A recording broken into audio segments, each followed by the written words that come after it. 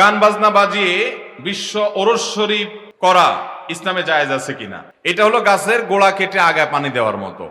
করতেছে গান বাজনা, নাচানাচি, অবৈধ ঢলাঢলি, মেশামেশি, হারাম কাজ, শিরিক, কুফর, আবার নাম দিছে সেটা পবিত্র ওরস শরীফ।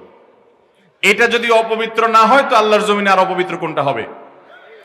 যেখানে আল্লাহ ছাড়া অন্য কারোর নামে পশু জবে হয় সেটা কখনো পবিত্র হতে পারে? যেখানে আল্লাহর সঙ্গে শিরিক করা হয় সেটা কখনো পবিত্র হতে পারে? যেখানে আল্লাহর অবাধ্য থাকা হয়, সূরা লোকমানের 6 নম্বর আয়াতের খেলাফ করা হয়, নবী সাল্লাল্লাহু আলাইহি সাল্লামের হাদিসের খেলাফ করা হয়, গান বাজনা করা হয়, নাচানাচি ঢলাঢলি করা হয়, জিনার আয়োজন হয়, সেটা কখনো পবিত্র হতে পারে? অতএব এটা অপবিত্র জায়গা।